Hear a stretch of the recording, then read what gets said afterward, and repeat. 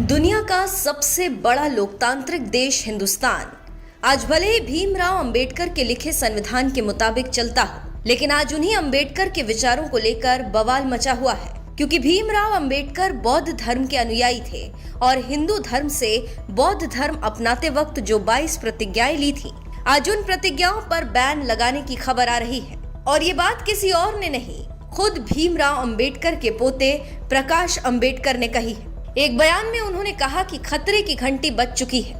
मोदी सरकार बाबा साहेब की 22 प्रतिज्ञाओं पर बैन लगाने की तैयारी कर रही है।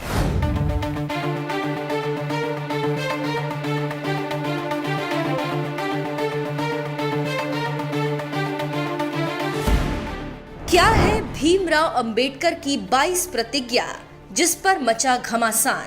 क्या मोदी सरकार अंबेडकर की प्रतिज्ञा पर लगाने वाली है बैन? अंबेडकर की 22 प्रतिज्ञा में ऐसा क्या है जो मचा है घमासान? वंचित बहुजन अघाड़ी के अध्यक्ष और भारत का संविधान लिखने वाले भीमराव अंबेडकर के पोते प्रकाश अंबेडकर 5 नवंबर को महाराष्ट्र के नांदेड़ में एक धम्म सम्मेलन का आयोजन करने जा रहे हैं और इस सम्मेलन में सभी अंबेडकरवादियों से शामिल होने की अपील करते हुए प्रकाश अंबेडकर ने बयान दिया है कि खतरे की घंटी बज चुकी है।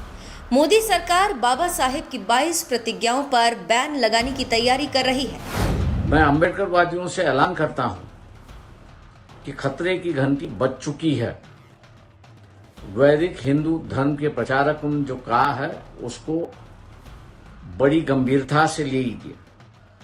गुजरात के चुनाव तक केंद्र सरकार, राज्य सरकार कुछ नहीं करेगी, लेकिन जैसे ही गुजरात के चुनाव का नतीजा आता है, केंद्र सरकार, राज्य सरकार 22 प्रतिज्ञाओं पर पाबंदी लाने की सिर्फ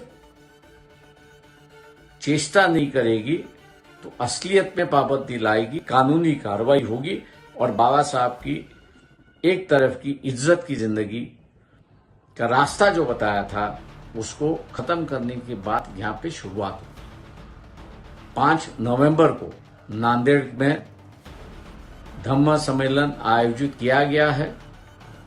मैं तमाम अंबेडकरवादियों से ऐलान करता हूं कि इस धम्म सम्मेलन को सफल बनाने के लिए लाखों की संख्या में आप उपस्थित रहिए।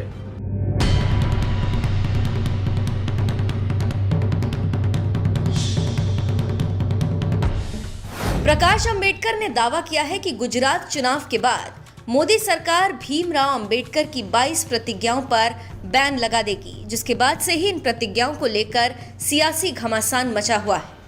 ऐसे में आप भी जान लीजिए कि क्या है भीमराव अंबेडकर की वो 22 प्रतिज्ञाएं जो उन्होंने 15 अक्टूबर 1956 को बौद्ध धर्म में लौटने पर अपने अनुयायियों के लिए निर्धारित की थी।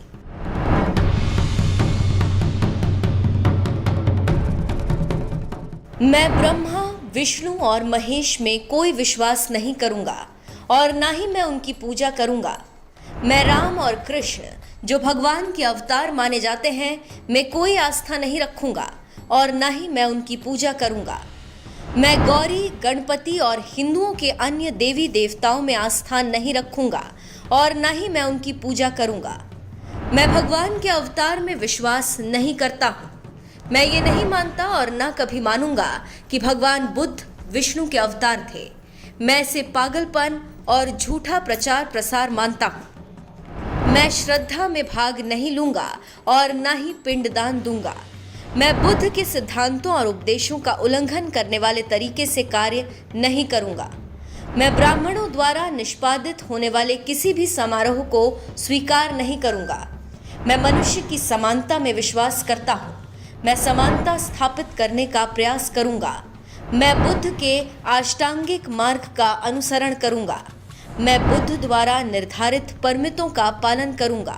मैं सभी जीवित प्राणियों के प्रति दया और प्यार भरी दयालु रहूंगा तथा उनकी रक्षा करूंगा।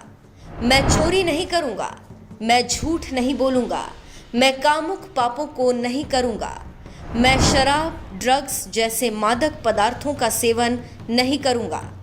मैं महान अष्टांगिक मार्ग के पालन का प्रयास करूंगा एवं सहानुभूति और अपने दैनिक जीवन में दयालु रहने का अभ्यास करूंगा।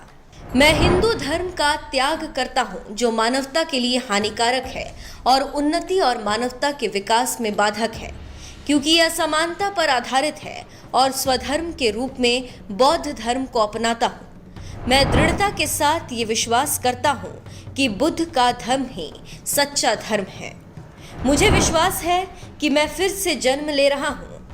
मैं गंभीरता एवं दृढ़ता के साथ घोषित करता हूं कि मैं इसके बाद अपने जीवन का बुद्ध के सिद्धांतों व शिक्षाओं और उनके धम्म के अनुसार मार्गदर्शन करूंगा।